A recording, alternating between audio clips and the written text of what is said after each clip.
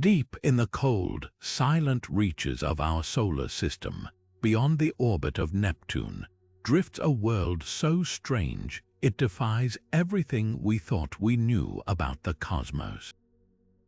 This isn't just another icy rock lost in the dark. It's Quaoar, a dwarf planet wrapped in layers of mystery, challenging scientists and stargazers alike with its baffling secrets. Picture a place where rings shouldn't exist, where mountains tower higher than Everest, and where the very laws of physics seem to bend. Quaoar isn't playing by the rules, and today we're diving headfirst into the 25 most jaw-dropping, unexplained phenomena tied to this enigmatic world. What makes Quaoar so extraordinary? For starters, it's home to a ring system that shouldn't survive this far from the Sun, defying all predictions about how celestial rings behave. Then there's the bizarre, almost artificial-looking shape of its largest moon, Weywot, a cosmic oddity that has astronomers scratching their heads, and that's just the beginning. From erratic temperature swings to unexplained surface features that resemble ancient alien structures, Quaoar seems to whisper secrets of a solar system far wilder than we ever imagined. Every discovery raises more questions than answers, pulling us deeper into a puzzle that might rewrite our understanding of the outer solar system. This isn't just a story about a distant dwarf planet. It's about the thrill of the unknown, the edge of human knowledge where science meets speculation. What if Quaoar's mysteries hold clues to lost chapters of our solar system's past? What if they're hinting at forces we haven't even discovered yet? Strap in, because over the next 25 revelations, we're going to unravel the weirdest, most spine-tingling enigmas of Quaoar, one mind-bending detail at a time. By the end, you'll see this tiny world not as a footnote in astronomy, but as a gateway to the cosmos' greatest unsolved riddles. The journey starts now. Quaoar doesn't just drift lazily through the Kuiper Belt like its neighbors, it dances to a rhythm all its own. While most objects in this icy realm follow predictable, near-circular orbits, Quaoar carves out a path so elliptical it leaves astronomers stunned. Picture a cosmic roller coaster. At its farthest, it swings nearly 43 astronomical units from the Sun, only to plunge inward to around 42. But here's the real kicker. This erratic journey should have been disrupted eons ago. Neptune's immense gravity routinely flings smaller bodies into chaos, yet Quaoar somehow remains unfazed, as if it's defying the pull of a planet 30,000 times its mass. What's even stranger is its peculiar resonance with Neptune. Most Kuiper Belt objects entwined with the ice giant fall into predictable orbital harmonies, like Pluto's 2-3 rhythm, orbiting twice for every 3 of Neptune's trips around the Sun. But Quaoar, it toys with a 12-7 resonance, a ratio so rare it's like finding a needle in a cosmic haystack. This odd synchrony might explain its stability, yet no one can quite pinpoint how it locked into such an unstable groove without being torn apart. Some theories suggest a cataclysmic encounter reshaped its path, while others whisper of hidden forces, maybe even an unseen object shepherding it through the darkness. Then there's the mystery of its tilt. Quaoar's orbit is cocked at a sharp angle, tilted nearly 8 degrees off the solar system's plane. Most dwarf planets stick close to the ecliptic, but Quaoar seems to strut above and below it like a rebel without a cause. Could this be a scar from some ancient collision, or a clue that it was stolen from another part of the cosmos entirely? Every answer leads to more questions, painting Quaoar as less of a frozen relic and more of a cosmic fugitive, a world that refuses to play by the rules. Quaoar's surface hides a puzzle that glares back at us literally. Scattered across its dark, frozen terrain are bizarre patches of startling brightness, reflecting sunlight with an intensity that defies logic. These aren't just minor blemishes, some stretch for hundreds of kilometers, shining like beacons in the void. The strangest part, at Quaoar's distance from the Sun, temperatures hover near -240 degrees Celsius, far too cold for most ices to remain volatile. Yet these gleaming regions suggest something is actively renewing the surface, erasing eons of cosmic dust and radiation stains that should have left the entire world uniformly dull. The leading theory points to cryovolcanism ice volcanoes spewing slushy mixtures of water, ammonia, or methane instead of molten rock. We've seen similar activity on moons like Europa and Enceladus, powered by tidal forces from their massive parent planets. But Quaoar lacks such a gravitational puppeteer, drifting alone in the frigid dark. For cryovolcanoes to erupt here, internal heat would need to persist billions of years after formation, challenging everything we know about how small bodies cool. Even more perplexing spectral analysis hints at crystalline water ice in these bright zones, a form that normally relaxes into an amorphous state within millennia under constant bombardment from cosmic rays. Their enduring structure implies either recent resurfacing or exotic chemistry we've yet to understand. Then there's the ghost of Pluto's past. When New Horizons flew by the Dwarf planet in 2015, it discovered similar bright plains in Sputnik Planitia, later attributed to convective churning of nitrogen glaciers. But Quaoar's patches differ dramatically in composition, no nitrogen here and scale, appearing more like isolated oases than sprawling ice fields. Even Haumea, the speed-spinning dwarf planet with its glittering water-ice surface, can't fully explain Quaoar's anomalies, as its brightness stems from constant centrifugal resurfacing. Quaoar rotates sluggishly once every 17 hours, eliminating that possibility. Perhaps the most unsettling possibility is that we're seeing the handiwork of anti-ice exotic molecular structures like clathrates or methane hydrates that remain stable at unthinkably low temperatures.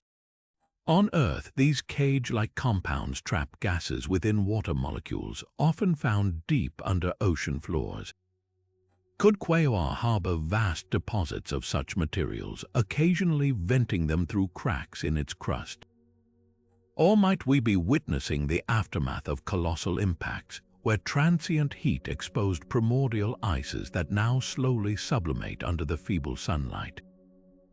Every explanation feels like fitting a square peg into a cosmic round hole, leaving researchers grasping for analogies that simply don't exist in our solar system's current catalogue of wonders.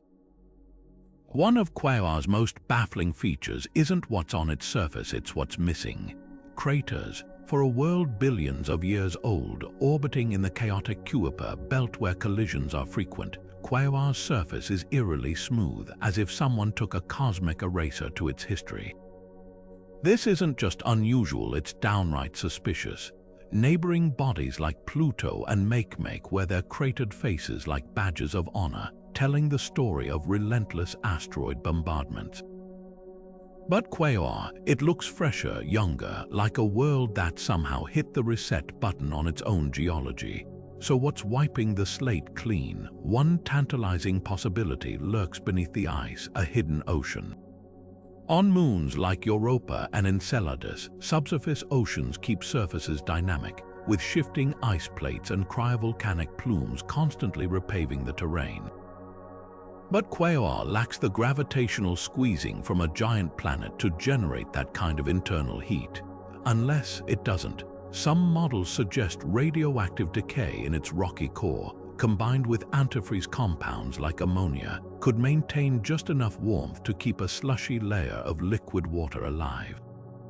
If true, this would make Quaoar the smallest known body in the solar system to harbor an ocean, a staggering thought for a dwarf planet barely half the size of Pluto. Then there's the wild card, tidal heating from its moon, Weywot. While small, Weywot's orbit is slightly eccentric, potentially flexing Quaoar's interior like a cosmic stress ball. The friction from these gravitational tugs might release enough energy to fuel geologic activity, smoothing out craters over time. But here's the catch: calculations show Weywot's influence should be negligible. Unless, of course, Quaoar's interior is far more malleable than we've assumed, or the moon's orbit was once more extreme, leaving behind a legacy of heat we're only now discovering. And then there's the outlier theory, volatile convection. Imagine not lava, but frozen nitrogen or methane bubbling upward like a glacial lava lamp, slowly but relentlessly burying impact scars under fresh layers of ice. Pluto's Sputnik Planitia works similarly, but Quaoar's surface temperatures make this behavior almost unthinkable unless exotic chemistry is at play. Some researchers point to fragile ices like carbon monoxide or molecular nitrogen, which could remain mobile even in the deep cold, oozing across the surface over millennia like cosmic putty. The unsettling truth, none of these explanations fully fit. An ocean would require more heat than Quaoar should reasonably produce. Tidal forces from Weywot seem too weak. And volatile convection struggles to account for the sheer scale of resurfacing, which leaves us with the humbling reality. Somewhere in the darkness, Quaoar is playing by rules we haven't written yet. Maybe its craters are being erased by processes we've never seen, or worse, ones we've dismissed as impossible. Every smooth plane on this distant world isn't just a geological curiosity. It's a taunt, a challenge flung across the void, daring us to rethink how tiny, icy worlds endure and evolve in the frozen fringes of our solar system. Quaoar's ring system is the cosmic equivalent of a magic trick, one that leaves astrophysicists staring at their equations in disbelief. In 2022, astronomers spotted something impossible: a set of thin, delicate rings orbiting this dwarf planet at a distance 7 times farther than the so-called Roche limit, the theoretical boundary where tidal forces from a parent body should tear apart any loose debris. It's like finding a sandcastle standing firm in the middle of a hurricane. Every other known ring system, from Saturn's dazzling bands to the faint arcs around Chariklo, lives comfortably within this safety zone. Quaoar's rings laugh in the face of physics, spinning defiantly where they have no business existing. So how does this cosmic rule breaker pull it off? The Roche limit isn't just a suggestion, it's a fundamental threshold calculated from the density of the parent object and the material composing the ring. Inside this boundary, gravity wins. Outside, debris should scatter or clump into moons. Yet Quaoar's rings, perched at a breezy 4,000 kilometers above its surface, haven't gotten the memo. One theory suggests the rings might be younger than a blink in cosmic time, formed from a recent collision that hasn't had time to dissipate. But here's the catch: the debris appears too sparse and evenly distributed for such a violent origin. Another camp argues for shepherd moons, tiny unseen bodies herding the particles like celestial sheepdogs. Yet even the most sensitive telescopes show no trace of these hypothetical guardians. Then there's the wild card: electromagnetic forces. At these distances, solar radiation and charged particles could, in theory, create enough static to repel debris and delay clumping. But models show this effect would be feeble at best, hardly enough to counteract Quaoar's gravity. Some researchers whisper about exotic materials in the rings themselves, perhaps coated in ultra-slippery ices that reduce friction and prevent coalescence. Others propose that Quaoar's weird resonance with Neptune might be stirring the pot, creating gravitational eddies that stabilize the rings against all odds. The most unsettling possibility: we've misunderstood the Roche limit entirely. What if it's not a fixed line but a spectrum, influenced by factors we haven't accounted for, like the porosity of ring particles or the shape of the central body? Quaoar's defiance might be the clue that cracks open Planetary Science's playbook, revealing chapters we didn't know were missing. Until then, those enigmatic rings keep spinning, a silent dare to every textbook on our shelves. Quaoar's thermal signature is a cosmic contradiction, throwing another wrench into our understanding of distant dwarf planets. This frozen world, where sunlight is 1,000 times weaker than on Earth, somehow radiates more warmth than any model predicted, like finding a steaming cup of coffee in the middle of Antarctica. Infrared telescopes have spotted patches reaching -220 degrees Celsius, a full 20 degrees warmer than neighboring Kuiper Belt objects. That difference might sound trivial, but in the realm of cryogenic physics, it's enough to rewrite the rules. So where's the heat coming from? One leading suspect hides beneath the ice: radioactive decay. Quaoar's rocky core, if dense enough with elements like uranium and thorium, could act as a natural nuclear furnace. We see this on larger worlds like Pluto, where radioactive elements help maintain subsurface oceans. But Quaoar's small size should have let that heat dissipate eons ago, unless its core is unusually rich in these heavy elements, a fluke of cosmic chemistry that defies typical planetary formation models. Then there's the dark horse theory, tidal friction. Quaoar's moon Weywot tugs on its parent body with just enough force to generate internal kneading, like stretching a ball of icy dough. While Weywot's orbit appears too circular now, traces of past eccentricity might have left a legacy of residual heat. Some simulations suggest ancient orbital chaos could have jump-started a geothermal engine that's still cooling today, a delayed reaction to gravitational trauma billions of years in the making. But the real curveball, dark matter, far beyond the sun's warmth, some astrophysicists speculate that Quaoar might plow through diffuse clouds of these invisible particles. If dark matter interacts weakly with normal matter, as many theories propose, accumulated collisions in Quaoar's core could release tiny bursts of energy over millennia. It's a fringe idea, but not impossible. Our galaxy's halo is thought to ripple with dark matter, and small, dense objects might act like cosmic sponges, soaking up its effects. The wildest twist comes from Quaoar's potential atmosphere, a tenuous shroud of gases like nitrogen or methane that could create a miniature greenhouse effect. On Pluto, seasonal sublimation of surface ices generates a transient atmosphere, trapping infrared radiation.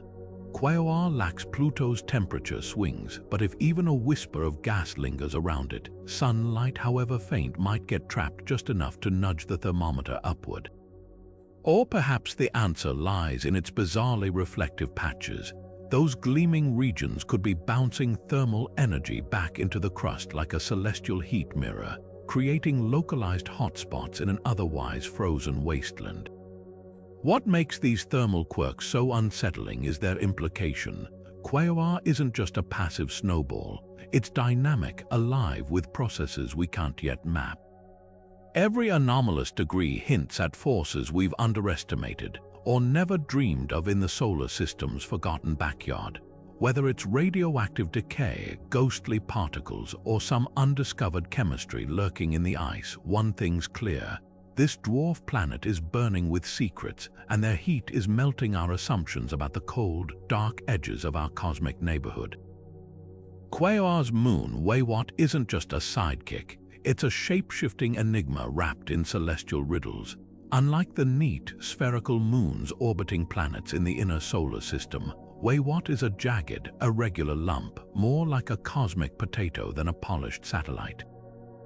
Measuring roughly 80 kilometers across, its misshapen form suggests a violent past, but the real mystery lies in how it dances around Quaoar. This moon doesn't follow the usual script. Its orbit is tilted, slightly eccentric, and whisper close to its parent body, looping just 13,000 kilometers away, close enough that an astronaut standing on Quaoar's surface could hold out a thumb and blot it from the sky. Theories about Weywot's origin read like a thriller's plot twists. The leading hypothesis: a cataclysmic collision billions of years ago, when a rogue Kuiper Belt object smashed into Quaoar, scattering debris that later coalesced into this odd moon. It's a story we've seen before. Earth's own moon likely formed this way, but Weywot's bizarre orbit throws a wrench in that tidy narrative. If it were a collision remnant, gravitational interactions should have circularized its path by now. Instead, its slight eccentricity hints at unseen forces still at play. Could Weywot be a captured object, snatched by Quaoar's gravity during a chaotic game of cosmic billiards? The Kuiper Belt is full of free-floating wanderers, but capturing one into such a tight, stable orbit defies probability. Then there's the Moon's composition, another head-scratcher. Spectroscopic studies reveal a surface darker than Quaoar itself, coated in complex organic molecules akin to those found on distant comets. This makes Weywot a stark contrast to its brighter parent, as if it were cobbled together from entirely different building blocks. Some researchers suggest it might be a primordial relic, a surviving fragment from the solar system's earliest days that avoided the melting and reforming that shaped most larger bodies. Its darkness could be the patina of billions of years of cosmic radiation baking its surface into a tar-like crust, but the most tantalizing clue lies in Weywot's gravitational tug. Though tiny, its pull appears to influence Quaoar in ways we're only beginning to map. Some models suggest its odd orbit might be slowly transferring energy back to Quaoar, flexing the dwarf planet's interior like a slow-motion massage. If true, this could explain some of Quaoar's inexplicable heat, a feedback loop where moon and parent body gently warm each other against the frozen backdrop of space. Yet for all these theories, Weywot remains stubbornly inscrutable. Its very existence challenges our understanding of how moons form and persist in the solar system's outer reaches. Is it a survivor of some forgotten cosmic battle, a wanderer adopted by Quaoar's gravity, or something even stranger, a fragment of an entirely different class of object, one we've yet to define?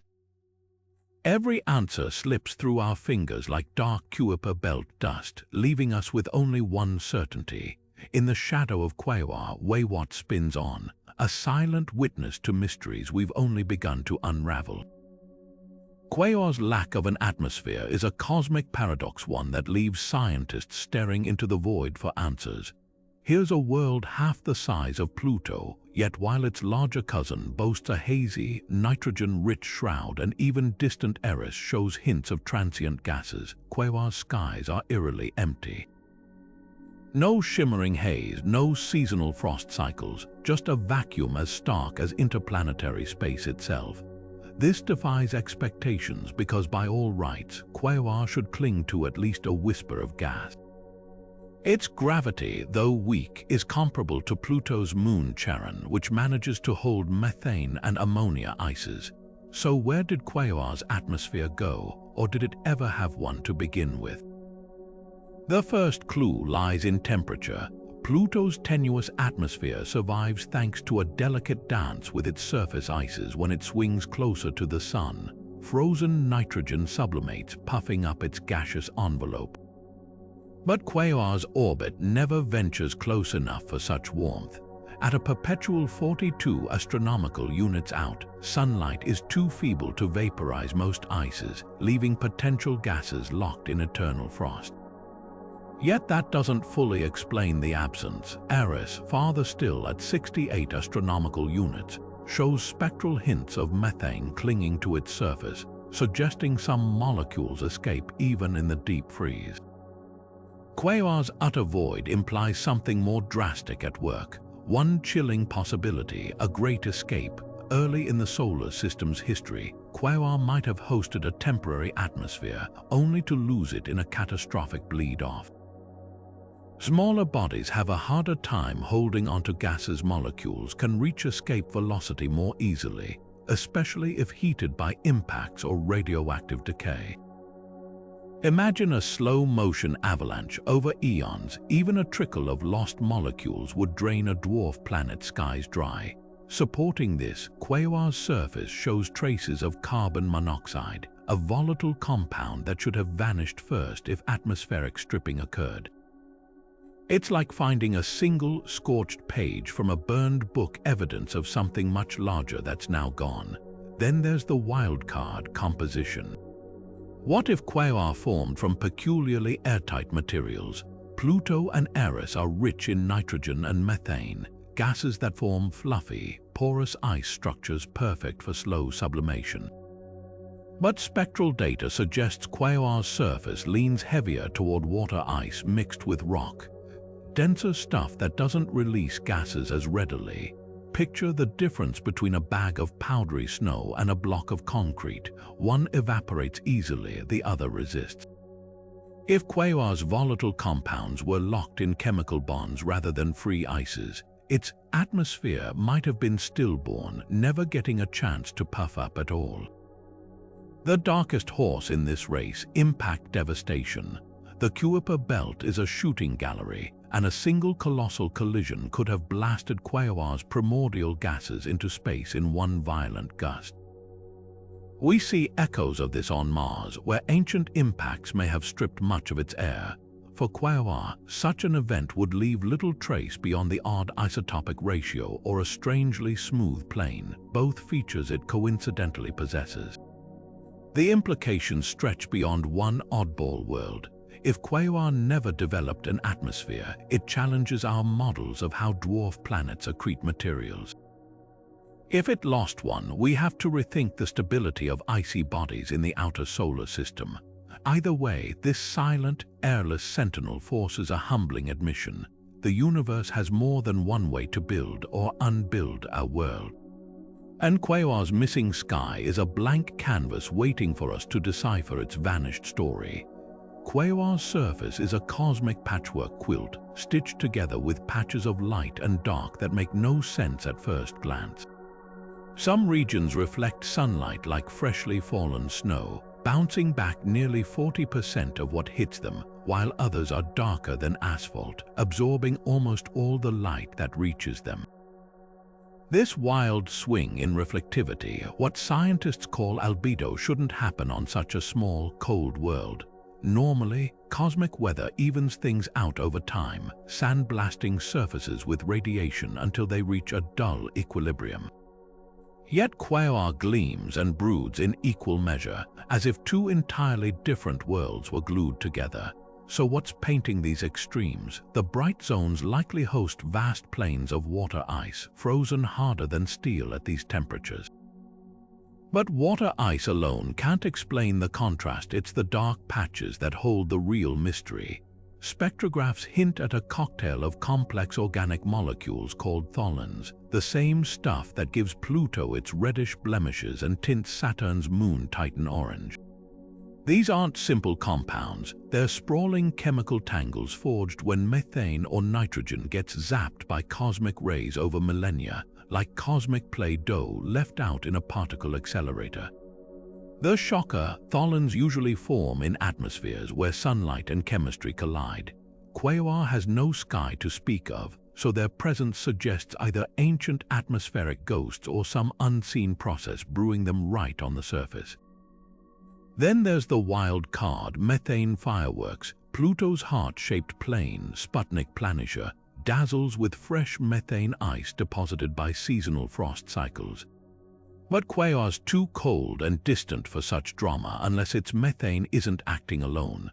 Lab experiments show that when methane mingles with nitrogen or carbon monoxide at cryogenic temperatures, it can form bizarre hybrid ices that sublimate at unthinkably low energies.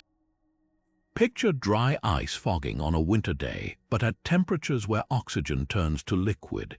If Quaoar's dark regions are methane graveyards, spots where these volatile ices once vented and then collapsed into tarry residues, they'd explain both the albedo swings and those perplexing tholin signatures. The plot thickens when you factor in Quaoar's lethargic rotation. A single day there lasts 17 hours, meaning its surface bakes and cools unevenly.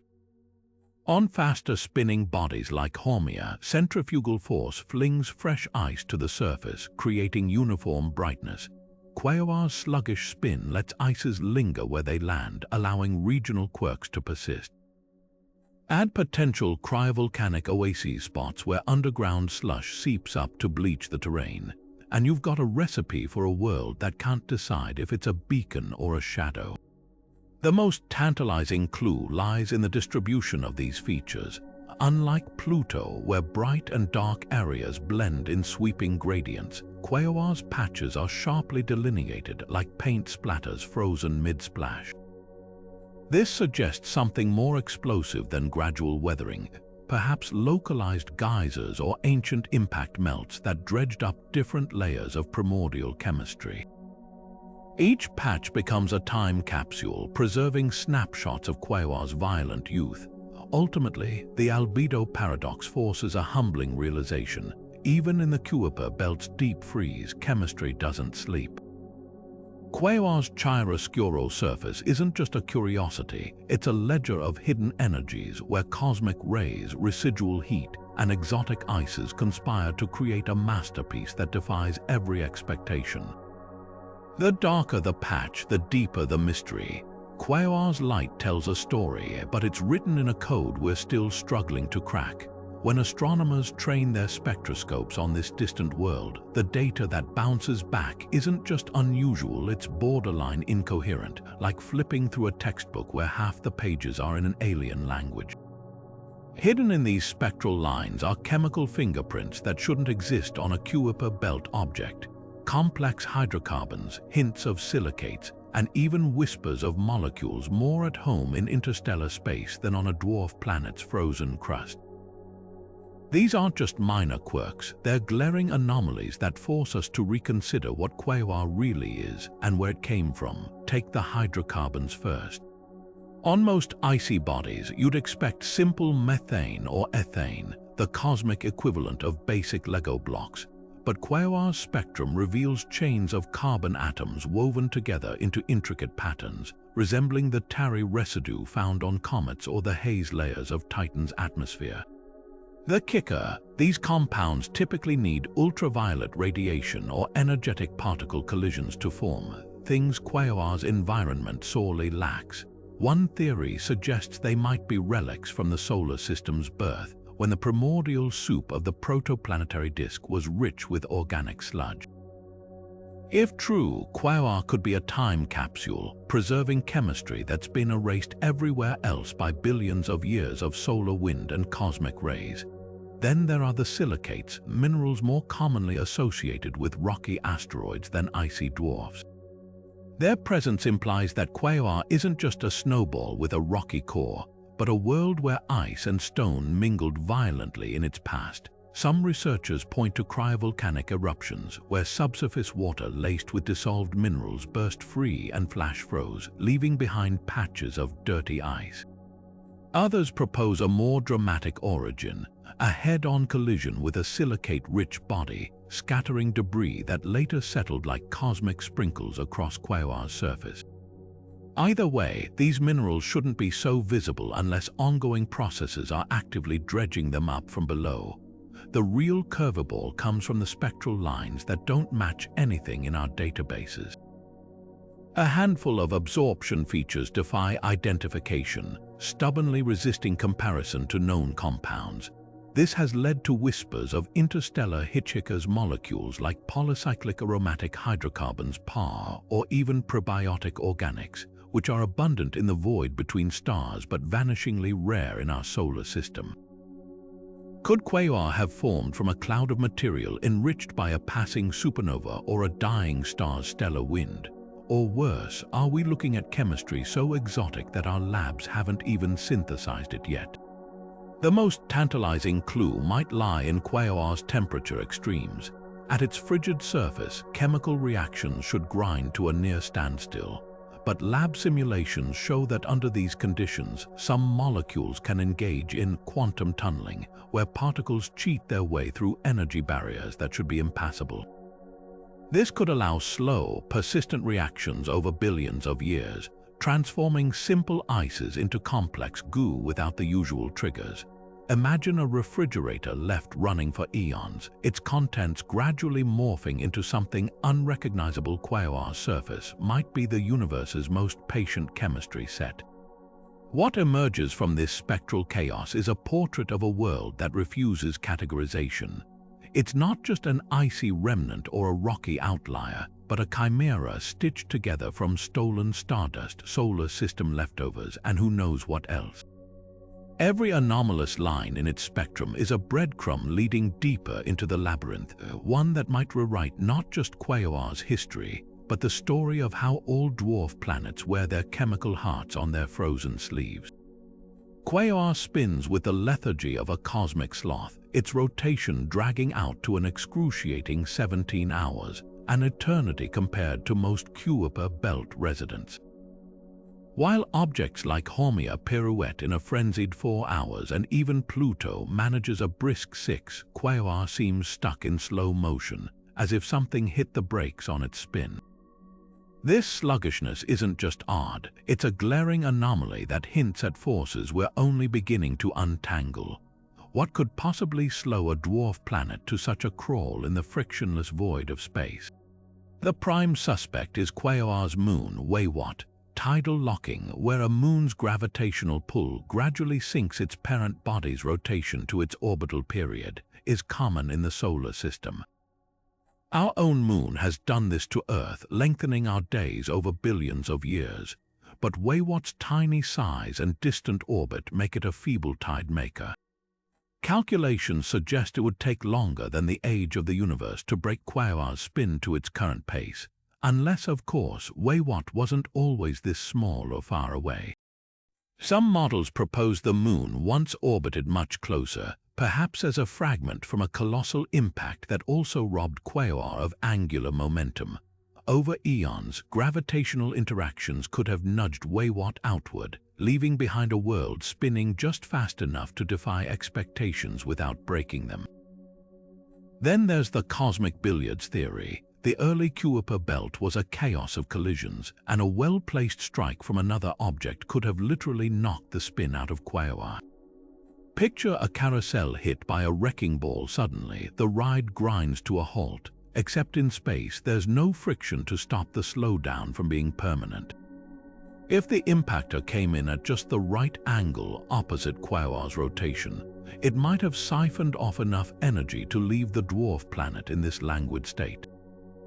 The lack of obvious surface scars doesn't rule this out. Ice has a way of healing its wounds over geological time, especially if heat from the impact briefly liquefied the crust.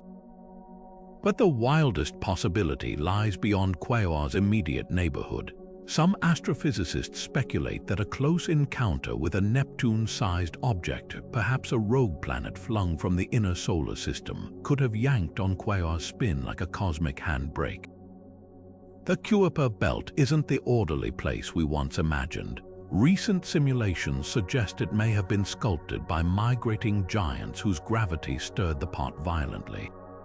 If one of these passers-by grazed Quaoar's orbit, even briefly, its immense pull could have altered the dwarf planet's rotation without leaving a trace. The most unsettling implication, Quaoar's slow spin might be a clue that it wasn't born in the Kuiper Belt at all. Objects originating closer to the Sun tend to rotate faster, their spins juiced by the protoplanetary disk's dense gas. If Quaoar formed farther out, say, in the icy fringes where the disk was thin and lazy, its sluggish rotation could be a birthmark from a colder, slower nursery. This would make it less of a Kuiper Belt native and more of an immigrant from the scattered disk or even the Oort cloud, a relic from the solar system's frosty attic. Yet for all these theories, the truth remains maddeningly out of reach. Each explanation fits some pieces of the puzzle while leaving others glaringly mismatched. Quaoar's rotation isn't just a curiosity, it's a stopwatch ticking in the dark, counting out seconds from a history we're only beginning to read.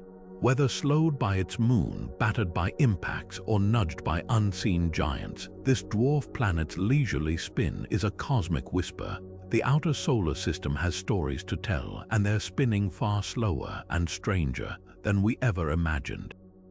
Quaoar shouldn't be round. That's the first rule it breaks in the cosmic rulebook of planetary shapes. In the Kuiper Belt, where most objects are lumpy, potato-like remnants from the solar system's birth, Quaoar stands out like a polished marble, a near-perfect sphere defying the odds. For comparison, consider Haumea, another dwarf planet, stretched into a football shape by its rapid spin. Yet Quaoar, barely half Haumea's size and rotating at a glacial pace, has somehow achieved hydrostatic equilibrium, the delicate balance where self-gravity overcomes material strength to mold a world into smooth roundness. This isn't just unusual, it's a direct challenge to our understanding of how small, icy bodies behave in the frigid depths of space. So what's holding Quaoar together? The answer might lie beneath its icy crust. Most Kuiper Belt objects are rubble piles, loose collections of rock and ice held together by feeble gravity. But Quaoar's spherical perfection suggests something far more cohesive, a dense, warm interior that behaves less like a frozen heap and more like plastic. On Earth, glaciers flow slowly under their own weight, their ice deforming over time. Quaoar's internal ice might be doing the same on a planetary scale, creeping outward to fill low spots and smooth irregularities. The key difference: temperatures here are so cold that normal water ice should be brittle as glass, unless, of course, Quaoar's ice isn't normal at all. Enter the wild card: exotic ice phases.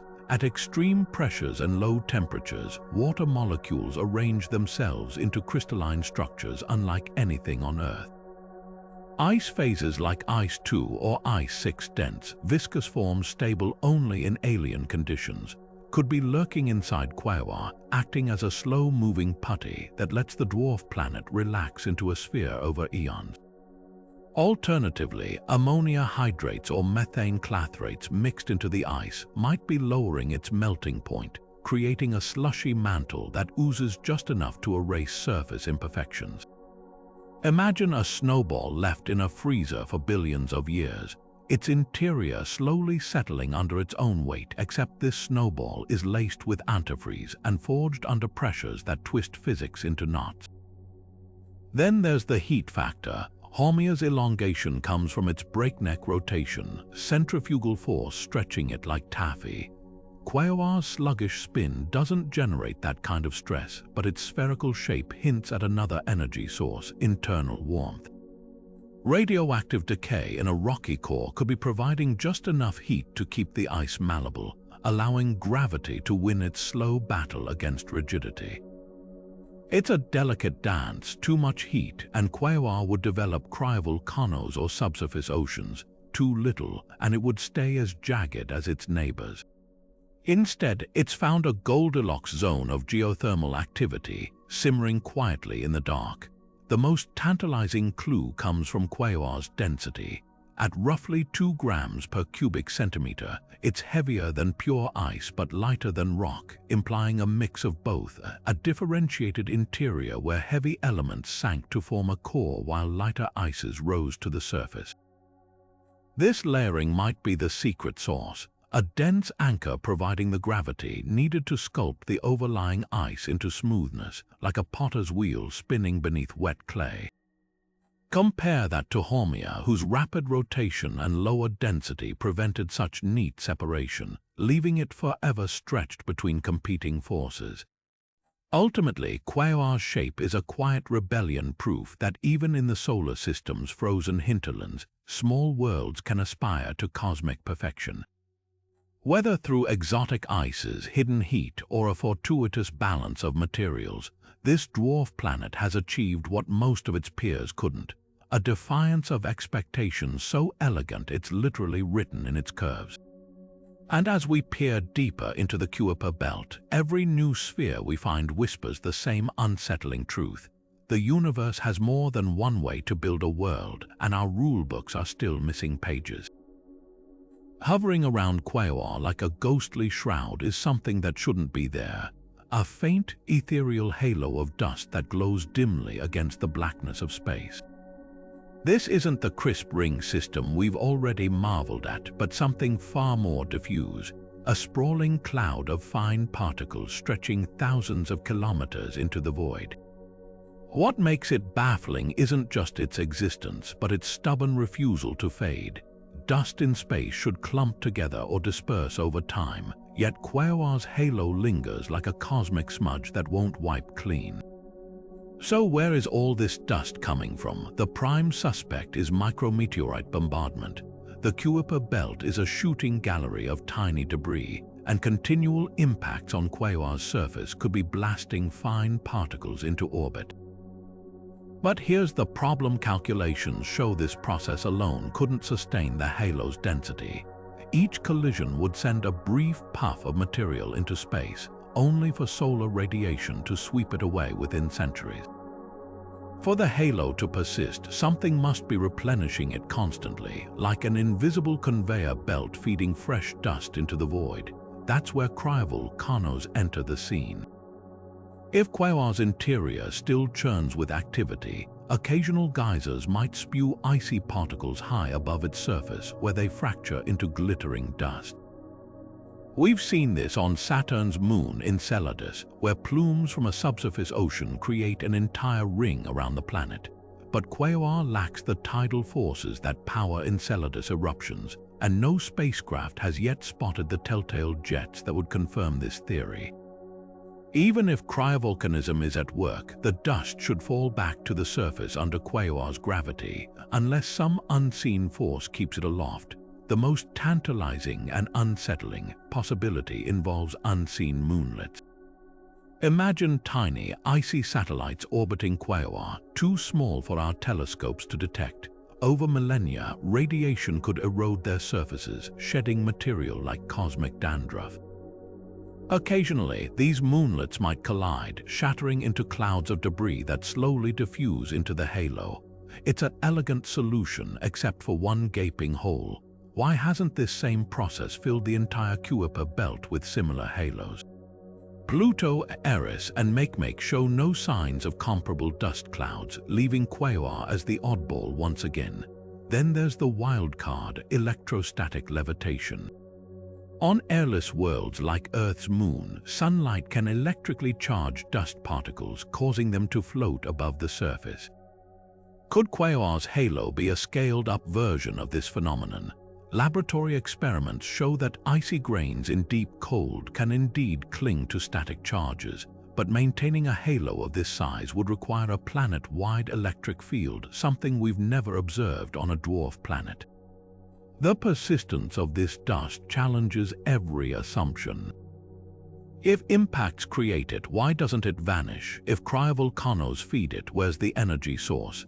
If moonlets seed it, why is Quaoar special?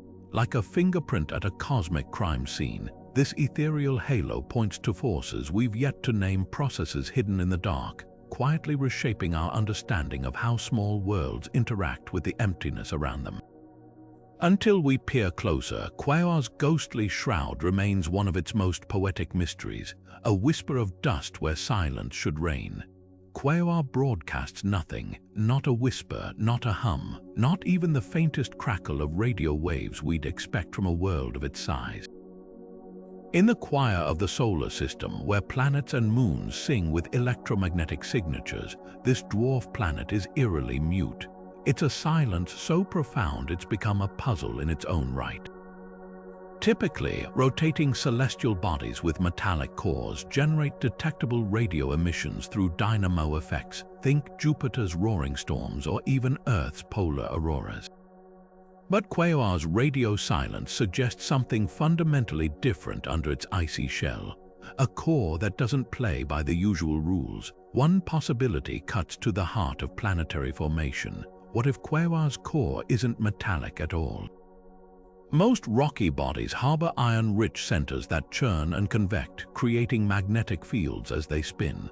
But spectrographic data hints Quaoar might be built differently, an assemblage of silicate rocks laced with sulfides or carbides, materials less prone to conducting electricity.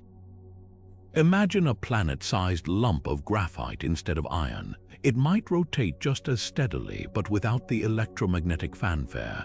This could explain the hush, but it raises another question. How did such a core form in the first place? The early solar system was rich in metals, so a dwarf planet avoiding them entirely would be like a baker's kitchen without flour, possible, but baffling. Then there's the deep freeze factor. At Quaoar's distance, cold isn't just an absence of heat, it's an active force. Temperatures here plunge so low that even the frenetic dance of electrons slows to a crawl. In ordinary metals, conductivity drops as atoms contract, but Quaoar's interior might be chilled to the point where any dynamo effect simply freezes. Compare it to a car engine left in the Arctic. No matter how well built, it won't turn over until warmed. Similarly, Quaoar's core could be locked in cryogenic stasis, its potential magnetic field suspended in perpetual hibernation. The most tantalizing theory, though, involves an invisible shield, a magnetic field so weak or unusual we haven't detected it yet. Earth's field springs from a molten outer core, but Quaoars might operate on entirely different principles, perhaps generated by high-pressure ices conducting currents in ways we've never observed. Laboratories have recreated superionic ice phases where water molecules break apart, allowing oxygen lattices to carry charges like metals. If Quaoar's mantle hosts such exotic materials, its magnetic field could be patchy or localized, flickering in and out like a failing radio signal. Alternatively, tidal forces from Weywot might stir subsurface brines, creating fleeting electromagnetic ripples too faint for our instruments to catch. The implications stretch beyond one quiet world. If Quaoar's silence stems from a non-metallic core, it challenges our models of how dwarf planets accrete materials. If extreme cold has snuffed out its dynamo, it reshapes our understanding of magnetic thresholds in the outer solar system. And if an undetected field lurks beneath the ice, it opens doors to entirely new geophysics, where magnetic fields aren't born from iron, but from the slow, frozen dance of ices we're only beginning to fathom. For now, Quaoar's radio silence remains a cosmic riddle, its answer hidden beneath layers of ice and mystery, waiting for a future mission to tune into frequencies we've yet to imagine. Quaoar casts shadows where none should exist, not from sunlight but from cosmic rays. These high-energy particles, zipping through space at nearly light speed, usually bombard objects evenly like an invisible rain. Yet around this dwarf planet, detectors have spotted eerie voids in the cosmic ray fog, patches where the particle count drops precipitously. It's as if something unseen is shielding these regions, absorbing or deflecting the rays before they reach our instruments. The strangest part, these shadows shift over time, morphing in ways that defy simple explanations. One leading theory points to hidden mass, perhaps a dense cluster of moonlets or debris orbiting Quaoar, too faint for telescopes to spot but hefty enough to block cosmic rays. Imagine holding a sieve in a sandstorm. The grains that slip through reveal the holes. Similarly, these cosmic ray gaps might trace the outline of invisible structures, mapping the silhouette of matter we can't yet see. The problem: calculations suggest the required mass would far exceed what Quaoar's gravity could feasibly hold in such a tight orbit without collapsing into a moon or ring. Unless, of course, the material isn't ordinary ice or rock, but something far denser, like remnants of a shattered metallic asteroid or exotic, high-pressure ices compressed to bizarre densities. Then there's the magnetic angle. Cosmic rays are charged particles, meaning even a weak magnetic field could bend their paths like a prism redirecting light. Quaoar's radio silence suggests it lacks an Earth-like dynamo, but localized magnetic anomalies might lurk beneath its surface, fossilized remnants of an ancient field, or pockets of magnetized minerals stirred by cryovolcanic activity. On Mars, crustal magnetism creates patchy shields that distort solar wind. Quaoar could harbor similar surprises, its icy crust hiding ferrous veins or superconducting ices that generate fleeting magnetic bubbles. The most tantalizing and unsettling possibility: dark matter. While most theories place this mysterious substance in galactic halos, some models suggest it could clump around massive objects like a ghostly haze. If Quaoar drags through a knot of dark matter particles, their weak interactions might scatter cosmic rays just enough to cast these shadows. It's a long shot, but not impossible. The Kuiper Belt's outskirts could be strewn with these invisible threads, and Quaoar's path might have tangled with one. The cosmic ray shadows might also reveal flaws in our solar wind models. At this distance, the sun's influence is a whisper, but its charged particles still carve a bubble called the heliosphere. Quaoar's orbit occasionally dips near its edge, where solar wind clashes with interstellar medium. Turbulence here could warp cosmic ray flows in ways we've yet to predict, creating phantom shadows that trick us into seeing mass where none exists. What makes these shadows so provocative is their impermanence. Unlike impact craters or albedo patches, they're fleeting here one year, gone the next. This dynamism suggests Quaoar isn't just a static relic, but a world interacting with its environment in ways we've barely begun to decode. Whether the culprit is hidden matter, cryptic magnetism, or something entirely new, one thing's clear. In the dark reaches of the Kuiper Belt, even the absence of particles tells a story. And Quaoar's cosmic ray shadows are writing chapters we're only now learning to read. Quaoar's brightness doesn't just fluctuate, it flickers like a candle in the cosmic wind, shifting unpredictably in ways that leave astronomers scrambling for explanations. Unlike most celestial bodies, whose brightness variations follow predictable patterns tied to rotation or seasonal changes, this dwarf planet's luminosity dances to its own erratic rhythm. Some days it dims dramatically without warning, while other times it flares brighter than it has any right to be, all while maintaining the same face toward Earth. These aren't subtle changes either, we're talking swings of up to 20% in visible light, as if someone were turning a celestial dimmer switch at random. One leading suspect in this cosmic light show, cryovolcanic eruptions on an unimaginable scale. Imagine towering geysers blasting plumes of ice and gas dozens of kilometers into space, briefly coating swaths of Quaoar's surface in fresh, reflective material before it darkens again under cosmic radiation. On moons like Enceladus, such activity creates temporary bright spots, but those eruptions follow tidal rhythms. Quaoar has no such external driver, meaning any cryovolcanism would have to stem from internal chaos, perhaps pockets of volatile ices suddenly depressurizing like shaken soda cans. The sheer energy required suggests reservoirs of antifreeze compounds like ammonia or methanol lurking beneath the crust, lowering the melting point just enough for sporadic, violent outbursts. Avalanches present another tantalizing possibility. At Quaoar's frigid temperatures, surface ices become brittle as glass, capable of shattering under the slightest stress. A single meteoroid impact or even thermal cracking from feeble sunlight could trigger cascading collapses along steep slopes, sending reflective fresh ice tumbling over darker deposits. On Mars, similar dust avalanches alter albedo temporarily, but Quaoar's low gravity means debris could hang suspended for months, creating prolonged brightening before settling. The catch: these slides would need to occur with improbable frequency to explain the observed fluctuations, unless Quaoar's terrain is far more unstable than we've imagined, its surface constantly teetering on the edge of collapse like a house of cards in slow motion. Then there's the aurora hypothesis, a concept so radical it borders on science fiction. Normally, auroras require both an atmosphere and a magnetic field, two things Quaoar ostensibly lacks.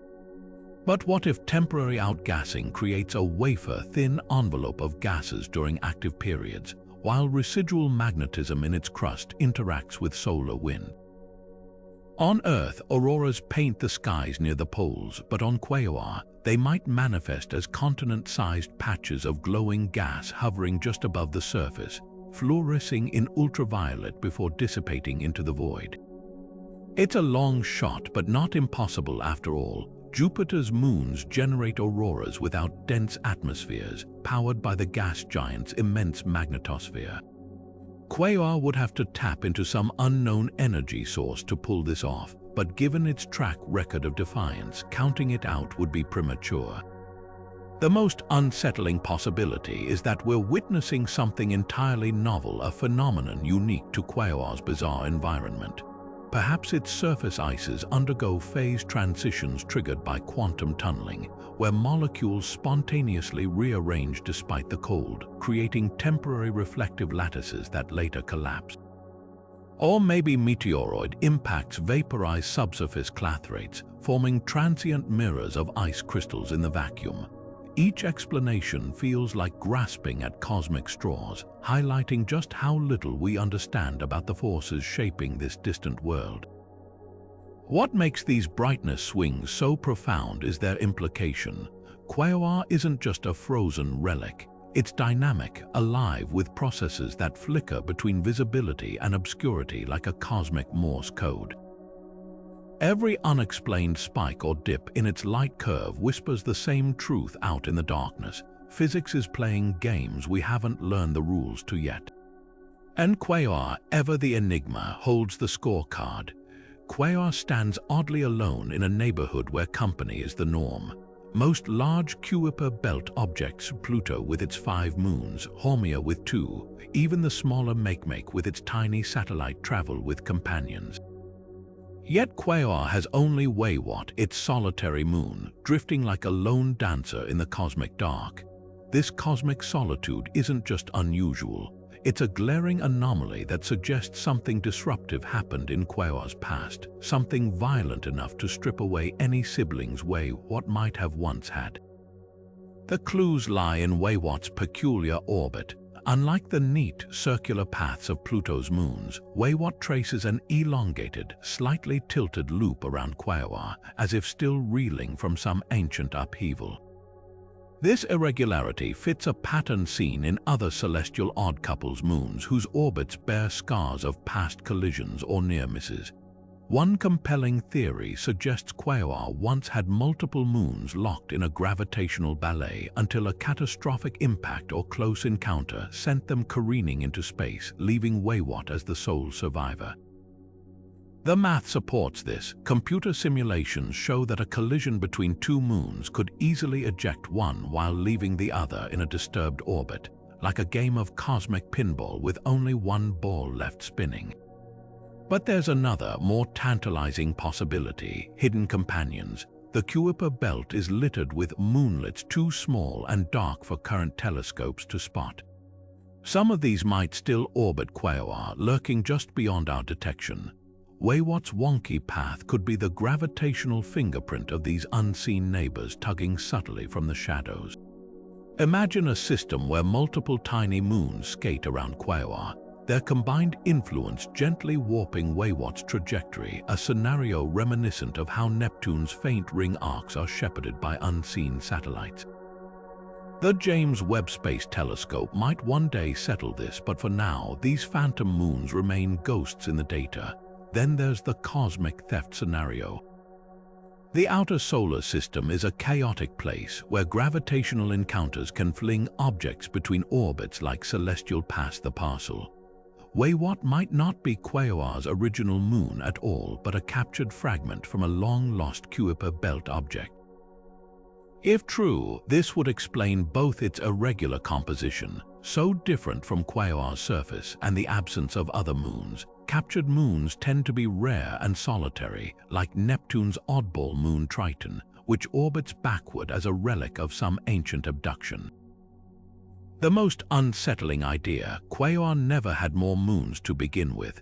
While most large Kuiper Belt objects form with entourages, exceptions exist.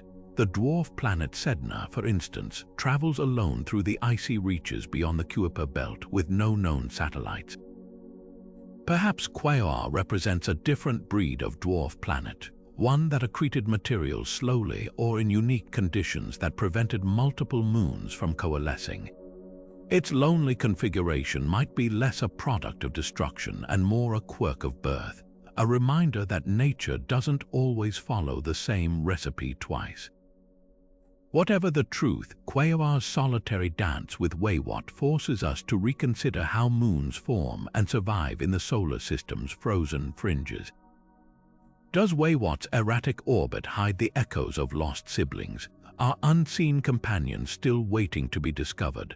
Or is Quaoar's single moon a sign of something far stranger, a cosmic loner that defies the usual rules of companionship? Until we peer deeper into the dark, this dwarf planet's missing family remains one of its most persistent puzzles. Quaoar's surface hides a chemical treasure trove, traces of organic molecules so complex they'd feel at home in a terrestrial lab. These aren't simple methane or carbon monoxide ices common to the outer solar system, but sprawling molecular chains resembling the building blocks of life. Their presence here in the frozen depths of the Kuiper Belt is like finding a gourmet meal in the middle of a desert. Where did they come from? The answer might rewrite our understanding of how chemistry works at the edge of the known solar system. First, consider the primordial relic theory. These organics could be fossils from the solar system's birth, preserved in Quaoar's deep freeze like insects in amber. When the Sun and planets formed, the protoplanetary disk was rich with organic compounds, carbon-rich molecules forged in the hearts of ancient stars and scattered across space. Most were burned away in the inner solar system's heat, but in the Kuiper Belt's cold storage, they might have survived intact. If true, Quaoar's surface becomes a time capsule, offering a taste of the ingredients that once seeded worlds. The challenge: these molecules are surprisingly delicate. Cosmic radiation should have broken them down over billions of years unless something, perhaps layers of protective ice, shielded them from the worst of space's harshness. Then there's the delivery by comet hypothesis. The Kuiper Belt is a graveyard of icy wanderers, and comets crashing into Quaoar could have plastered its surface with organic hitchhickers. Imagine a cosmic paintball game where each impact splatters pre-made compounds across the landscape. This would explain why the molecules appear patchy rather than uniform, their distribution reflecting eons of random collisions. The Rosetta mission found similar organics on Comet 67P, suggesting such materials can indeed survive interstellar journeys. But Quaoar's organics differ subtly, lacking certain nitrogen-rich compounds common to comets. Either these molecules were altered after arrival, or their origin lies elsewhere. The most electrifying possibility: these compounds are being cooked up right on Quaoar's surface. In the absence of an atmosphere, cosmic rays and solar wind bombard exposed ices, triggering radiation-driven chemistry. On Earth, this would be like zapping a freezer full of simple chemicals with a particle accelerator. Given enough time, complexity emerges. Lab experiments show that irradiating methane and water ice can produce everything from ethanol to amino acids. Quaoar's slow rotation means each patch of surface spends hours in the sun, then hours in darkness, creating thermal cycles that might drive these reactions further. The result could be a slow-cooked organic stew, simmering for eons under the faint glow of distant starlight. What makes these molecules truly tantalizing is their resemblance to substances found in meteorites like Murchison, which famously carried amino acids to Earth. If Quaoar's organics formed in situ, it suggests the outer solar system is far more chemically active than we imagined. A place where life's ingredients can arise without planets or liquid water. If they're primordial, they hint at a galaxy already rich with complexity before Earth even existed. Either way, this dwarf planet isn't just a frozen rock. It's a laboratory, a museum, and maybe even a messenger carrying stories written in carbon chains from a time before the sun burned bright. Quaoar and Weywot should be locked in a gravitational tango, one that ought to leave both bodies warm with friction. After all, tidal heating is the cosmic norm for close planetary companions. Jupiter's moon Io practically boils from the strain, its volcanoes erupting non-stop under tidal stress. Even distant Pluto flexes its interior thanks to Charon's relentless pull. Yet Quaoar remains stubbornly cold, showing no signs of the churning heat that should come from Weywot's tight orbit. It's as if the dwarf planet wrapped itself in thermal insulation, ignoring the gravitational dance happening right over its head. The math makes this paradox even sharper. Weywot orbits just 13,000 kilometers from Quaoar, near enough that an astronaut standing on the surface would see the moon loom larger than Earth's moon does in our sky. At that distance, tidal forces should stretch and knead both bodies, generating internal friction. But thermal scans reveal none of the telltale warmth. One possibility: Weywot's orbit is too circular now. Tidal heating thrives on eccentricity. The more elliptical the orbit, the stronger the gravitational pumping action. If Weywot once traced a wilder path but later settled into a calmer circle, it might have left behind a legacy of spent heat. Think of it like a coffee cup cooling after a stir. The energy dissipates, leaving only stillness behind. Yet this explanation raises another puzzle. How did Weywot's orbit circularize so fast without external forces? Such changes take billions of years. Enter Neptune. Some astrophysicists propose that Quaoar once waltzed in resonance with the ice giant, perhaps a 12-to-7 rhythm where Quaoar orbited the Sun 12 times for every 7 of Neptune's trips. These gravitational harmonies can be powerful sculptors, yanking on moons and tweaking orbits like celestial puppet strings. If Neptune's influence once kept Weywot's orbit eccentric before the resonance broke, it could explain both the past heating and the present calm. The problem: no evidence of such a resonance persists today, leaving us to sift through hypotheticals. Then there's the stealth factor. Quaoar's interior might hide its heat too well. Unlike rocky planets where tidal energy vents through volcanoes or quakes, icy worlds can trap warmth beneath insulating shells. Europa's subsurface ocean stays liquid precisely because its icy crust acts like a thermos. If Quaoar's heat is sequestered deep inside, perhaps warming a hidden ocean or slushy mantle, our telescopes would miss it entirely. Supporting this, some models suggest ammonia or salts dissolved in subsurface water could lower its freezing point, creating pockets of liquid that subtly redistribute heat without surface betrayals. But the most tantalizing answer might rewrite moon formation itself. Conventional wisdom says moons like Weywot coalesce from debris rings after giant impacts, the same way Earth's moon formed. But if Weywot was instead a captured object, gently nudged into orbit rather than born from violence, its tidal pull could be inherently weaker. Captured moons often settle into distant, placid orbits, lacking the gravitational punch to stir internal heating. The hitch: Weywot's composition doesn't quite match other suspected captured moons, leaning more toward native Kuiper Belt materials. Unless, of course, it's a hybrid, a captured fragment later shrouded in Quaoar's own ejected ices, masking its true origins. The silence of Quaoar's tides isn't just a curiosity, it's a challenge to our understanding of how energy flows in frozen worlds. Whether through spent resonances, hidden oceans, or rewritten moon pedigrees, this dwarf planet forces us to reconsider the rules of gravitational intimacy. In a universe where friction usually means fire, Quaoar stands apart, cool as ice and twice as enigmatic. Quaoar's density is a cosmic contradiction, a measurement that refuses to settle into a single, sensible number. Depending on which telescope you ask, this dwarf planet appears either suspiciously lightweight or impossibly dense, fluctuating between 1.4 and 2.2 grams per cubic centimeter. To put that in perspective, the lower estimate would make it fluffier than a snowdrift, while the higher one suggests a world packed tighter than solid rock.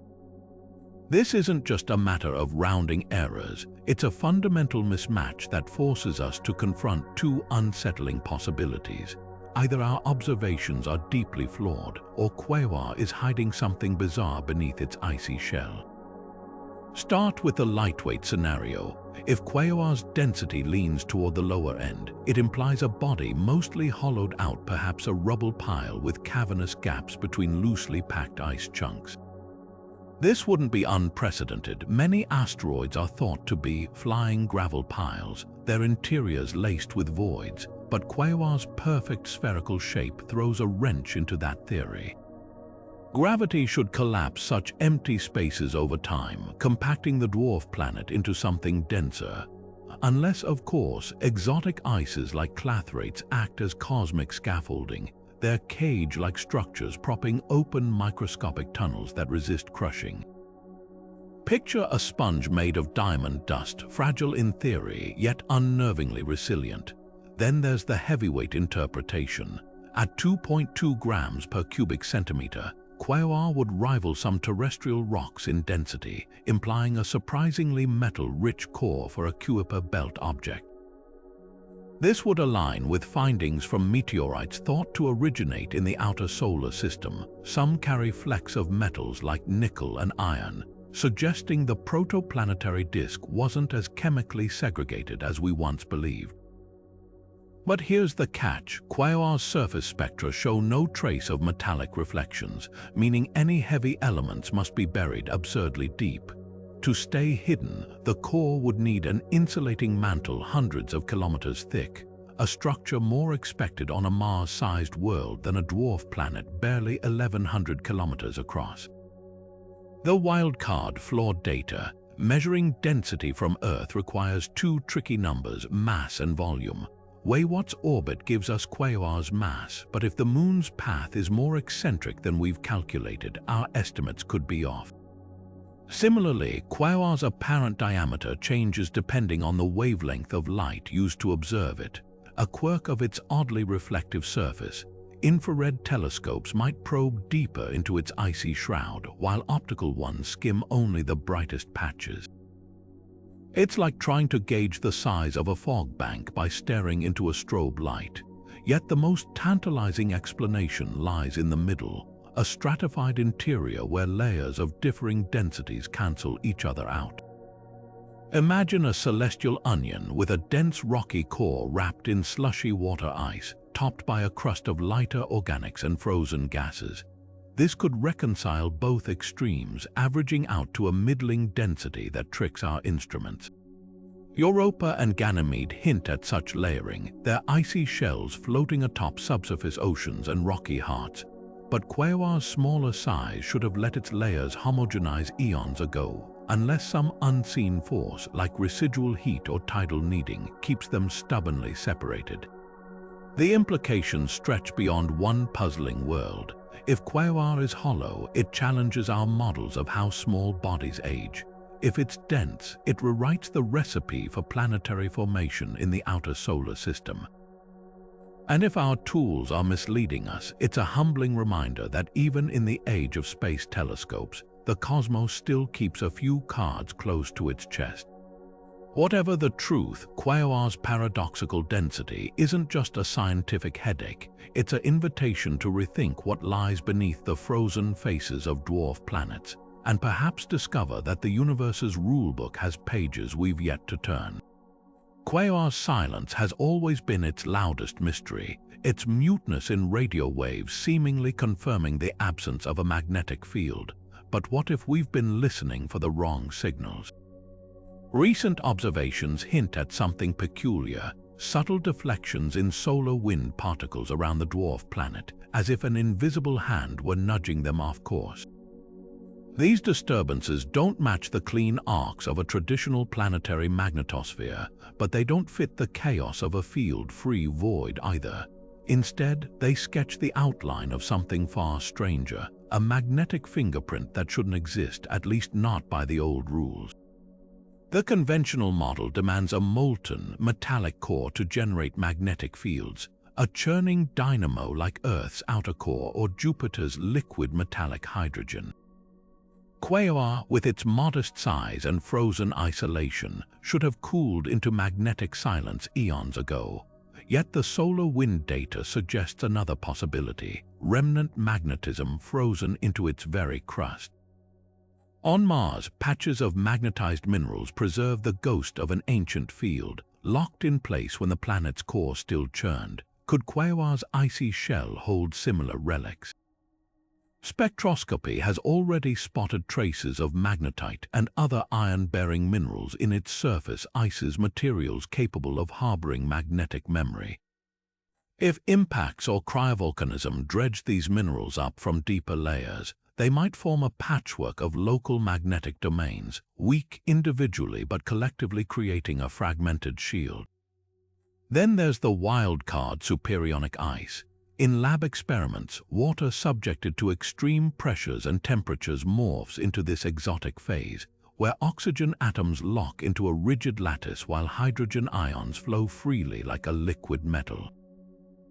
The result, a material that conducts electricity and could, in theory, sustain magnetic currents without a molten core. If Quaoar's mantle hosts pockets of supersonic ice, perhaps preserved from its violent formation era, these regions might generate fleeting, localized magnetic fields. Picture a world not with a global bar magnet at its heart, but with sporadic magnetic bubbles fizzing beneath its surface like cosmic soda pop. The implications rewrite planetary science.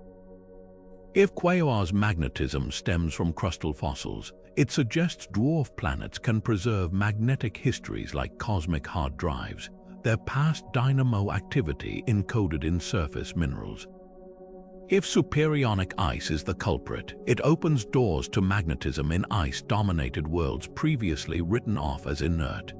Even the solar wind deflections themselves challenge assumptions. Perhaps they're not from a magnetic field at all, but from electrical currents induced in Quaoar's tenuous halo of dust, turning the entire dwarf planet into a low-wattage Faraday cage.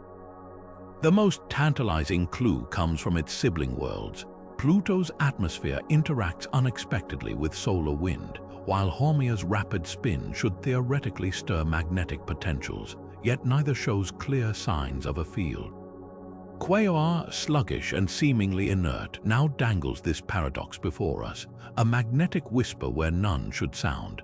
Whether from frozen memories, exotic ices, or something entirely unforeseen, this dwarf planet is proving that magnetism doesn't play favorites.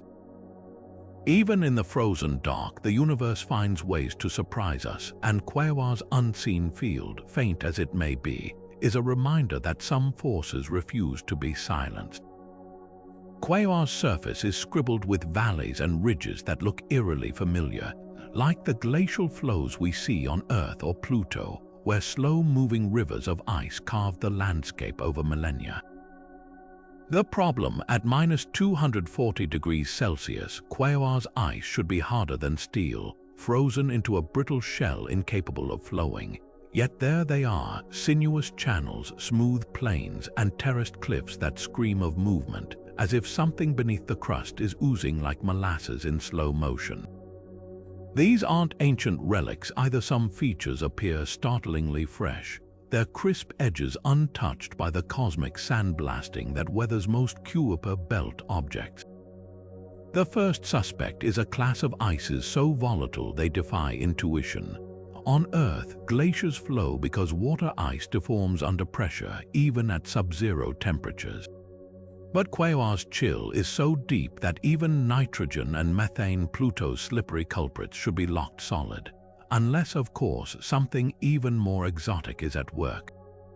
Laboratory studies reveal that carbon monoxide ice, when mixed with trace amounts of nitrogen, becomes unnervingly mobile at temperatures just slightly warmer than absolute zero. Picture dry ice sublimating on Earth, but in slow motion over centuries. If Quaoar's crust hides pockets of these supervolatiles, they might be oozing upward through fractures, creeping across the surface like frigid lava before vanishing into the vacuum, leaving behind smooth trails like ghostly fingerprints. Then there's the seasonal sleight of hand. Pluto's glaciers wax and wane with its elliptical orbit, but Quaoar's path is too circular for such dramatic swings.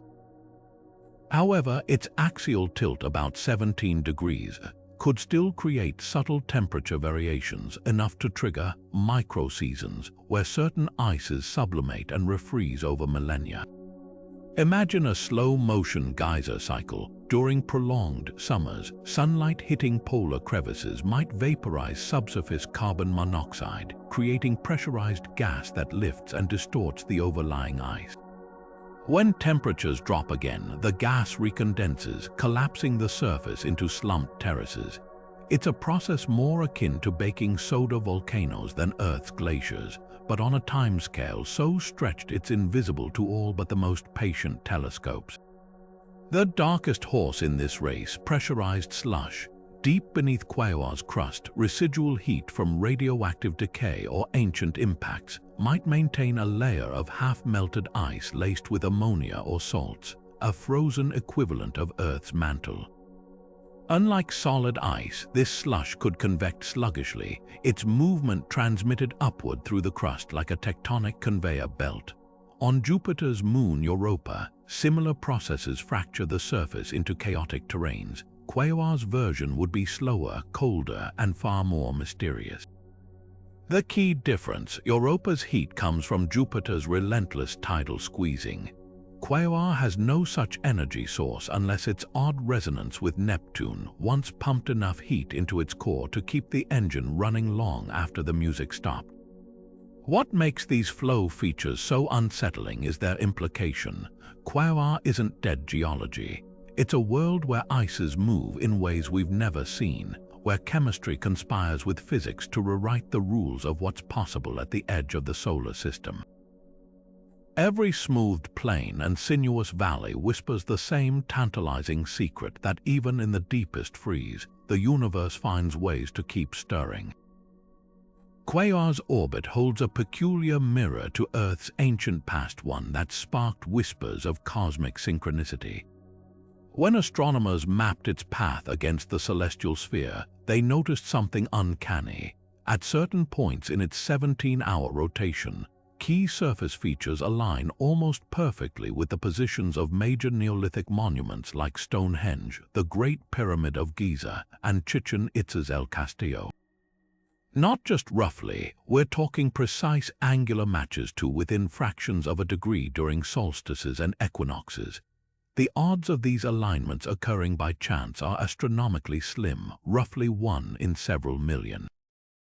Yet before we leap to theories of ancient alien architects or interstellar blueprints, let's dissect the mechanics behind this celestial déjà vu. Start with the pyramid puzzle.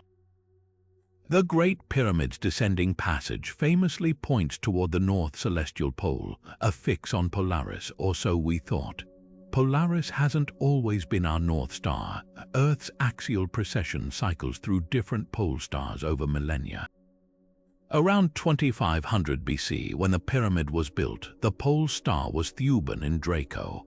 But here's the twist: Quaoar's current orbital inclination, 8 degrees off the ecliptic, places it almost exactly where Thuban would have appeared from Giza's latitude during construction.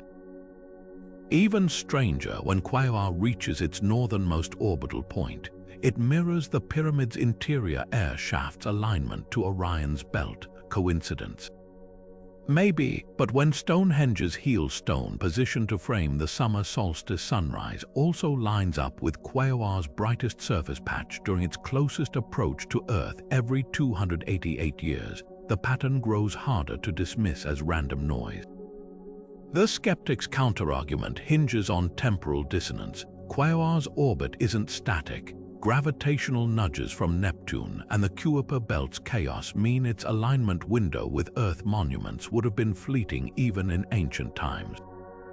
Computer simulations show that 4,000 years ago, its solstice alignments would have been off by several degrees close, but not the razor-sharp matches we see today.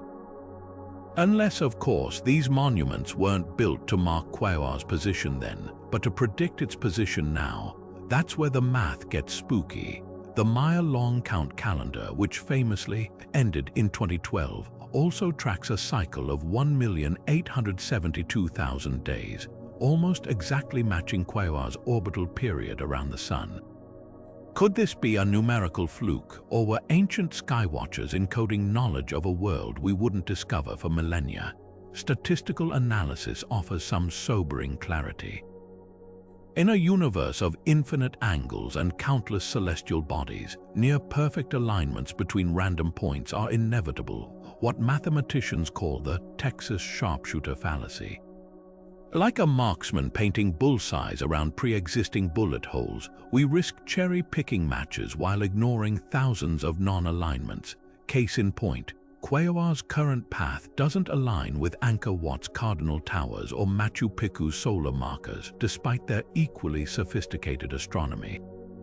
Yet even hard-nosed scientists pause at one outlier: Newgrange, Ireland's 5,000-year-old passage tomb. Its roof box, designed to flood the inner chamber with winter solstice sunrise light, also frames Quaoar's position at midnight on the same date, a mirror alignment that geometry says shouldn't recur for another 12,000 years. The most plausible middle ground, ancient astronomers attuned to subtle celestial rhythms, might have tracked patterns we're only rediscovering. Just as Stonehenge's builders recognized the 18.6-year lunar node cycle, they could have detected longer harmonic resonances, clues embedded in the slow dance of distant worlds. Quaoar's alignments may not prove intentional design, but they underscore a humbling truth. The sky's clockwork is vaster and stranger than any single culture's observations. Whether by accident or ancient insight, this dwarf planet's path now winks at us across the ages, threading a cosmic needle between monument stones and orbital mechanics, a riddle written in geometry and time. At the fringes of astrophysics, where conventional explanations falter, an audacious theory emerges. What if Quaoar's mysteries are whispers of dark matter's hidden hand? Among the most radical hypotheses, some scientists propose that this dwarf planet might be entangled with localized concentrations of the universe's most elusive substance, a cosmic phantom that could rewrite the rules of planetary behavior. While dark matter is traditionally thought to exist in vast, diffuse halos around galaxies, recent simulations suggest it could clump around massive objects like an invisible fog, subtly altering their gravitational footprints. If true, Quaoar's inexplicable density shifts, erratic thermal readings, and even its defiant rings might not be quirks of ice and rock, but signatures of something far stranger. Start with its orbit. Quaoar's path around the Sun defies the gravitational choreography expected in the Kuiper Belt, as if an unseen mass were gently tugging it off course. Traditional models attribute such anomalies to Neptune's influence or past collisions, but the precision required strains credibility. Dark matter, if clustered around Quaoar like a celestial shadow, could provide just enough extra gravity to nudge its trajectory without leaving visible traces. Imagine a ship sailing through invisible currents. Its path bends, but the water remains glassy smooth. Similarly, dark matter's gravitational pull wouldn't scatter light or reflect radar, making it the ultimate cosmic stealth force. Then there's the heat paradox. Quaoar radiates more warmth than its size and distance should allow, a discrepancy usually chalked up to radioactive decay or tidal friction. But dark matter offers a tantalizing alternative: weakly interacting massive particles, or WIMP. The leading theoretical candidates for dark matter could annihilate upon collision, releasing faint bursts of energy. While these interactions would be rare, over billions of years they might seep enough heat into Quaoar's core to explain its anomalous temperature. It's a stretch, but no more so than the idea of a dwarf planet harboring a nuclear furnace long after its formation. The rings present another puzzle. Their existence beyond the Roche limit violates textbook astrophysics, yet if dark matter's gravitational influence were sculpting the debris, it could stabilize the particles against dispersion. Picture a cosmic loom with invisible threads of dark matter weaving through the ring material, subtly counteracting the forces that should tear it apart. This isn't pure fantasy. Similar models have been proposed to explain dark matter's role in shaping galactic structures, though scaling it down to a dwarf planet's rings pushes the boundaries of known physics. Critics rightfully point out the gaps. Dark matter's interactions are famously feeble. For it to affect Quaoar so distinctly, the density required would defy current cosmological models. Moreover, no other Kuiper Belt object exhibits comparable anomalies, making Quaoar a statistical outlier even among outliers. Yet this very strangeness is what keeps the door ajar. Science advances when anomalies refuse to fit the mold, and Quaoar's defiance might be the clue that cracks open a new chapter in dark matter research. The most compelling argument against these theories isn't their boldness, but their untestability for now. Without a probe orbiting Quaoar, measuring gravitational fluctuations or particle interactions directly, dark matter's role remains speculative. But that's the beauty of frontier science. Today's heresy might be tomorrow's textbook fact. Whether Quaoar's secrets stem from dark matter, exotic ices, or something entirely unforeseen, its enigmas remind us that the universe thrives on the unexplained. In the silent dark beyond Neptune, even the ghosts of physics might leave footprints. Quaoar's chemical makeup reads like a fingerprint from another time and place, one that doesn't quite match its Kuiper Belt neighbors. While most objects in this icy realm are carbon-rich time capsules packed with primordial organics and methane, Quaoar's surface betrays traces of something more exotic: nitrogen compounds and silicates that whisper of a birthplace far colder and more distant. This peculiar cocktail aligns suspiciously well with the sparse data we have on Oort cloud objects, those mysterious nomads lurking at the solar system's outermost edge. Could Quaoar be an interstellar refugee, a wanderer snatched from the Oort cloud and deposited in the Kuiper Belt by the gravitational whims of Neptune or a passing star? The clues start with nitrogen. Classical Kuiper Belt objects like Pluto and Makemake wear their nitrogen like a badge, frosting their surfaces in volatile ices that sublimate into hazy atmospheres during brief close approaches to the Sun. Quaoar, by contrast, holds its nitrogen tightly bound in complex molecules, as if it were a scarce resource hoarded over eons. This matches the behavior of Oort cloud comets like Hale-Bopp, where nitrogen exists mostly in cyanide compounds and other resilient forms, adaptations to the deep freeze of interstellar space. Then there's the silicate surprise. Most Kuiper Belt residents keep their rocky ingredients buried under thick ice mantles, but Quaoar's spectral signatures suggest silicates mingling openly with surface ices, a trait more typical of long-period comets that spent millennia baking in the galactic radiation of the Oort cloud. The orbital dynamics add fuel to the fire. Quaoar's tilted, elliptical path mirrors the chaotic trajectories of objects nudged inward from the Oort cloud, a spherical shell of icy bodies stretching nearly a light year from the Sun. Computer simulations show that during the solar system's infancy, gravitational jostling among the giant planets could have sent shockwaves through this distant reservoir, flinging some of its inhabitants sunward. Neptune, acting as a cosmic bouncer, might have then captured a few into stable Kuiper Belt orbits. Quaoar's resonance with the ice giant, a delicate 12-7 rhythm, hints at such a gravitational negotiation, a truce struck after an ancient upheaval. But the most damning evidence comes from what's missing. Kuiper Belt objects typically bear the scars of a crowded upbringing: impact craters, binary companions, and chemical homogeneity from forming in a dense disk of debris. Quaoar, with its solitary moon, oddball composition, and puzzlingly smooth terrain, feels like an outsider. Even its temperature is off. While most Kuiper Belt objects hover near -245 degrees Celsius, Quaoar runs slightly warmer, as if still adjusting to its new neighborhood after an epic journey from the frigid Oort cloud depths. If this theory holds, the implications rewrite solar system history. Quaoar could be a living fossil of the Oort cloud's inner fringe, a region we've barely begun to explore.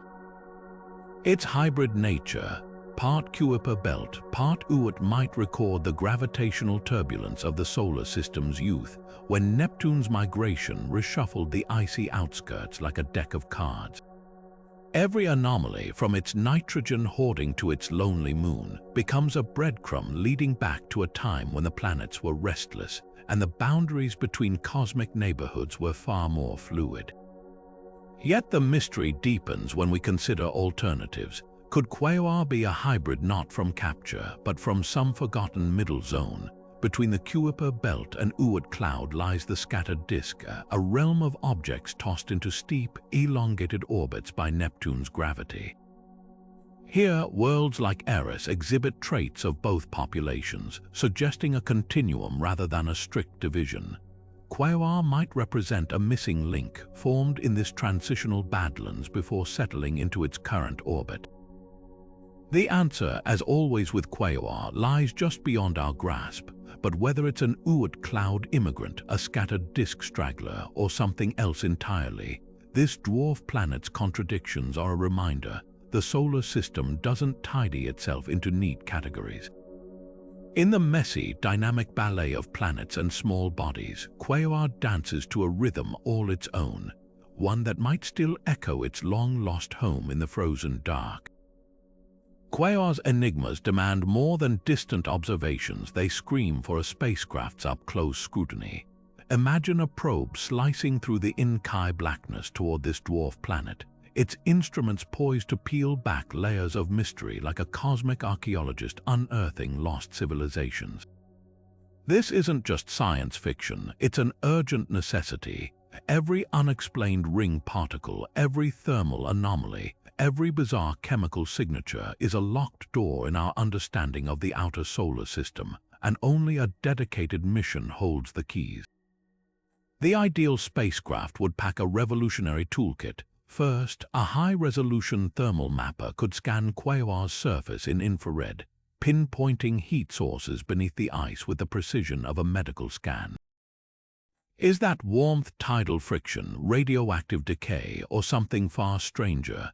Next, an ice-penetrating radar would pierce kilometers into the crust, hunting for liquid reservoirs or the telltale slush of cryovolcanic plumes.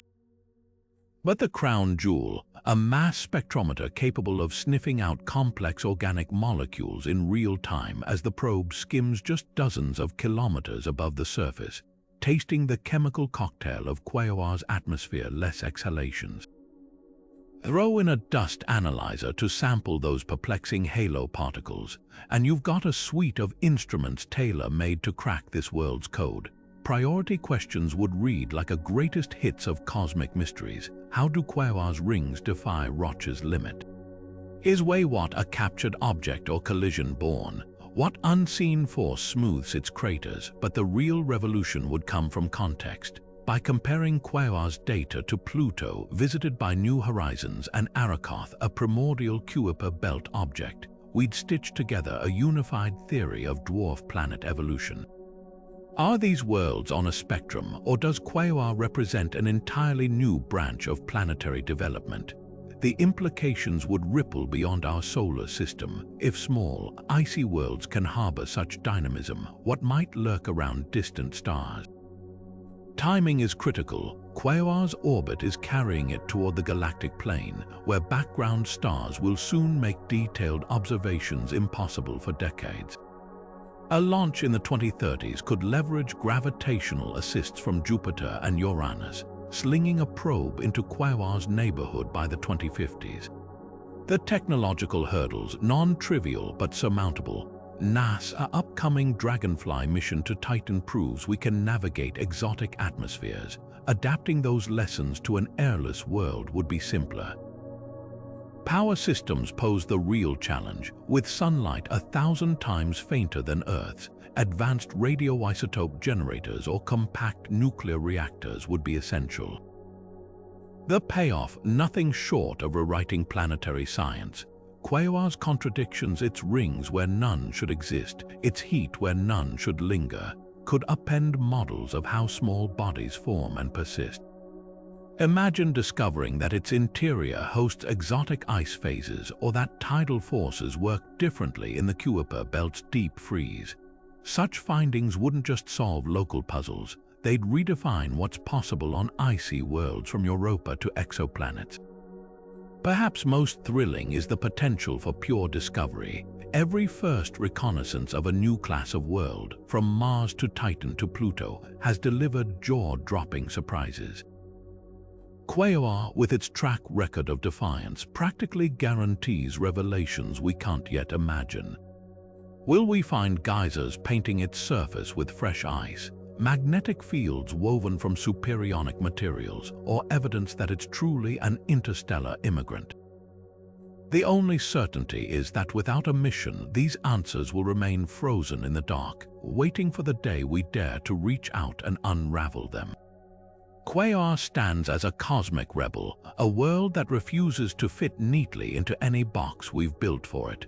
From its impossible rings spinning defiantly beyond the Roche limit to the eerie smoothness of its uncratered surface, every mystery we've explored whispers the same truth. This dwarf planet plays by its own rules.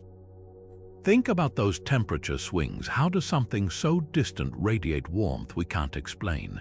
or its haunting radio silence, a muteness that hints at interiors unlike anything we've seen before. Even its composition reads like a mashup of solar system leftovers, with organics that shouldn't survive and minerals that point to origins far beyond the Kuiper Belt.